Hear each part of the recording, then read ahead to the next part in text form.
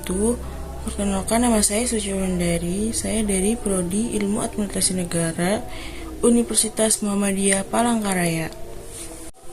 Di sini saya akan membahas tentang penegakan hukum yang ada di Indonesia.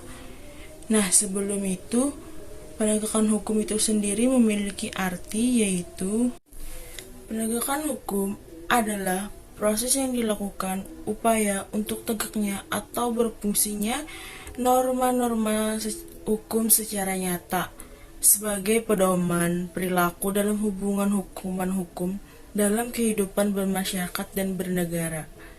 Nah, Indonesia adalah negara hukum. Setiap aparat negara dalam bertindak harus berdasarkan hukum, serta setiap warga harus taat terhadap hukum yang berlaku. Negara Indonesia saat ini sedang dilanda krisis hukum. Artinya, hukum yang berlaku belum tentu menunjukkan keefektifan. Penegakan hukum dirasa kurang adil dan jauh dari harapan masyarakat. Problematika penegakan hukum tentunya menimbulkan dampak bagi masyarakat. Hukum yang berjalan sudah tidak sesuai dengan tujuan hukum yang ingin dicapai, yaitu menciptakan ketertiban dan kedamaian dalam masyarakat. Hukum yang diharapkan bisa memberikan keadilan bagi masyarakat. Ternyata sebaliknya, efektivitas penegakan hukum hanya berlaku bagi masyarakat yang kecil yang melakukan kejahatan kecil. Sedangkan pelaku-pelaku kejahatan besar seperti korupsi, kolusi dan nepotisme yang lazim yang disebut sebagai penjahat berkerah putih sangat sulit untuk disentuh.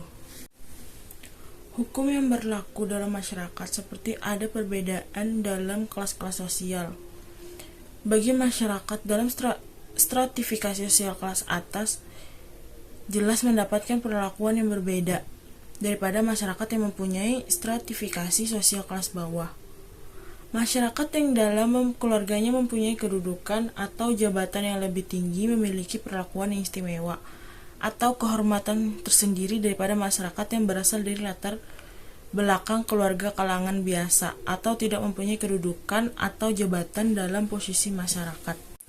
Artinya, di sini kedudukan hukum yang berlaku terdapat sebuah indikasi bahwa perlakuan bagi pelanggaran hukum dari aparat penegak hukum terjadi ketidakadilan. Hukum tajam ke bawah dan hukum tumpul ke atas. Fenomena tersebut hampir di semua tanah air di Indonesia. Contoh kasusnya yaitu dua emak-emak di Blitar curi susu dan minyak kayu putih demi anak. Kedua, emak-emak ini akan dijeratkan dengan pasal 363 KUHP pidana yang ancamannya yaitu penjara selama 7 tahun. Dan juga contoh kasus dari Rohadi PNS Tajir yang divonis 3,5 tahun di penjara akibat kasus dari suap dan TPPU. Rohadi dinyatakan hakim bersalah karena melanggar pasal 11 dan pasal 12 huruf B dan huruf A ayat 1 Undang-Undang Nomor 31 tahun 1999 tentang pemberantasan tindakan pidana korupsi sebagaimana telah diubah dengan Undang-Undang Nomor 20 tahun 2021 tentang perubahan atas undang-undang, serta pasal 3 Undang-Undang Nomor 8 tahun 2010 tentang pencegahan dan pemberantasan tindakan pidana pencucian uang, pasal 55 dan 56 ayat 1 KUHP. Video dari saya. Wassalamualaikum warahmatullahi wabarakatuh.